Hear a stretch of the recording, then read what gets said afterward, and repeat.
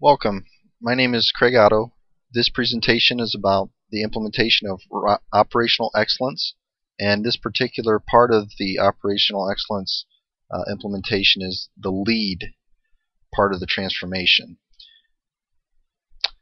First off, lead is exactly what it means. You're leading this after you've implemented systems, you have the tools in place in the discover and build phase. Lead is about sort of closing the deal, taking it down the home stretch with the transformation, and it's usually between years 7 and 9, and it starts with individual focus. So whoever is leading this charge, they're the ones that have to be living by the principles and setting as an example.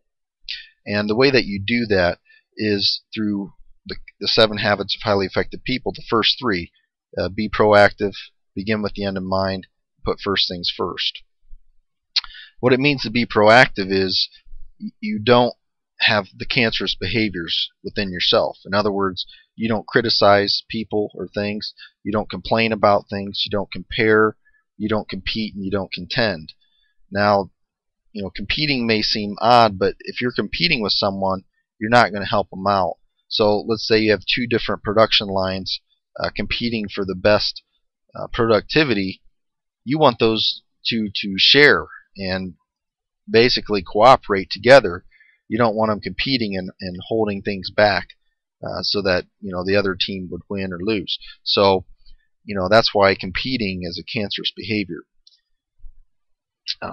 We have to understand that we are what we are today because of the choices we made yesterday, and that when we do those cancerous things, that makes negative energy and more of a reactive focus, and then you're not able to influence others. You're more focused on the circle of concern and not on your ability to influence people. Now, when you're proactive, that's when you're not doing the cancerous things. That's when you take it amongst yourself, you take responsibility, and you live by the principles, and then you're able to influence others, and you give off positive energy. And it's understanding that we have the freedom to choose our actions, and violating principles like lean principles has negative consequences. And when you adhere to the principles, it's a positive thing. Good things will happen, good consequences.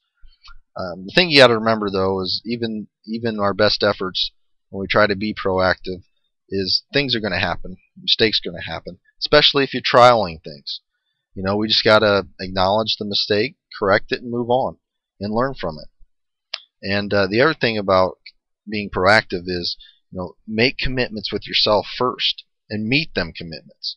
And when other people see you stepping up and saying you're going to do something, and then you go do it, that's something we can build on, and that's something that people, that's a foundation of trust. Begin with the end in mind is the second habit. It's the understanding that all things are created twice, first in your mind and then physically. There's a list of things there that you would do in your mind first, and then you see it through in the physical. And understanding that when you're proactive, you're the creator and you write your own script. And if you don't, if you're reactive, then your script will be written for you. And then the second habit is about leadership. Leadership is the first creation. It's not management, it's the first creation. You'll find that the management is actually the third habit. And you can see management is putting first things first. That's the second creation. And management is doing the right things and figuring out how you can best accomplish those things. Integrity is really about first things first. It's our ability to make the commitments and keep those commitments. And really, it's the discipline to do so. It's the discipline to the principles. It's the discipline to your overriding purpose. And successful people will do what others don't like to do. Bottom line, they don't like it, but they do it, and that's why they're successful. I like this quadrant approach for putting first things first. You're going to have urgent and important things. Those are your crisis. But the thing is, you got to remember to make time for your planning and prevention. It's not urgent, but it's very just as important. And then, the other things that consume our time are like our popular activities, things that are urgent but not important. And then the busy work, things that are not urgent and are not important, but they end up taking our time. And the goal is, if it's not important, minimize those things. Minimize the busy work, minimize the activities, and put more time into the planning and prevention. And what you'll find is that when you do that, your urgent and important things, things that at one time were crises, those will no longer be crises, and you'll find yourself more in a proactive mode. So again, those are the first three habits: being proactive, beginning with the end in mind, and putting first things first. Habits 1 or 2 are more leadership driven, and then the third habit is management. So once we have individual focus down, and it may take a long time, but once you are able to influence others, that's when you move to organizational focus. And that's when you have the next habits: think win-win, seek to understand, and synergize. Win-win, this is just an example. You have 6 different paradigms of human interaction. And the best one, win-win, win-lose, lose-win, lose-lose. And the best one all depends on the situation. In a basketball game, you want a win and a lose. You want the other team to lose, you want to win. But, business units, maybe you want a win-win. In departments, maybe you want a win-win or no deal. It just depends, but most of the time you're looking for a win-win or no deal. And what this allows you to do is gain mutual respect. And this is sort of the process that it takes to have win-win. First of all, you as an individual have to have character, and then you build a relationship with whoever you're working with. You come upon agreements, you put systems in place that promote cooperation, and then you follow the process of thinking win-win. The next habit is actually seek to understand, and it's about communication. It's about mutual understanding. We spend a lot of time in school learning how to read, write, and speak, but how much time have we spent learning how to listen? And that's part of the problem. We need to make sure that we spend time understanding others and how they feel. Not looking at things from your own point of view, but how are they feeling? And that's called empathetic listening.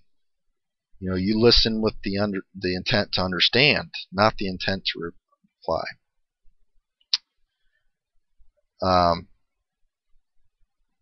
You want to see things as the other person sees them.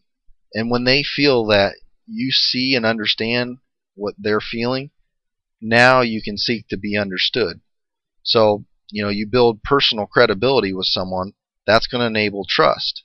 And then when you understand them, now you're aligned and you're communicating, and then you can be understood. That's the last part. So, that's the biggest thing. If you're trying to pitch an idea to someone or a presentation on how to make something better, you got to make sure that you've built their trust first. You have credibility with them.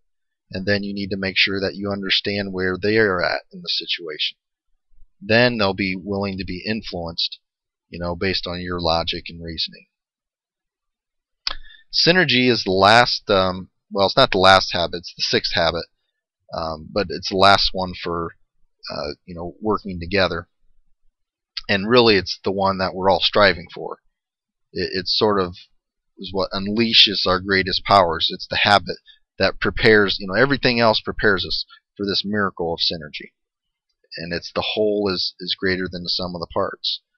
And that's what you want. You want people to build on each other's strengths and compensate for each other's weaknesses. So there you have the personal excellence from a inside out approach. You have your think win-win, which gains you mutual respect. You have the seek to understand, which is about mutual understanding. And then synergy is about creative cooperation. And this is the lead phase, again, it's years 7 through 9. And just to look at it in a different way, from an individual focus, we talked about building systems. And with daily improvement, that leads to responsibility. I am responsible for making improvement. Vision is all about visual management, knowing whether you're winning or losing, and knowing whether you're making a difference or not. And then standard follow-up is about the integrity, making sure that when you make commitments, you're following through on those commitments. And you can see how those three systems tie right back. Responsibility ties back to being proactive. Vision ties back to keeping the end in mind. And integrity ties back to first things first. It's the habits. The systems is driving the habits. And then from an organizational standpoint, that's where your lean principles come into play. Daily improvement, you have flow. Visual management, you have constancy of purpose. People go to work, they feel like they're making a difference. They feel a part of something. And standard follow-up is basically people seeking perfection. Always making new commitments to make things better. And those tie right into your 3 habits of the outside approach, where you have win-win, which is about mutual respect, seeking to understand, which is mutual understanding, and then synergy, which is your creative cooperation.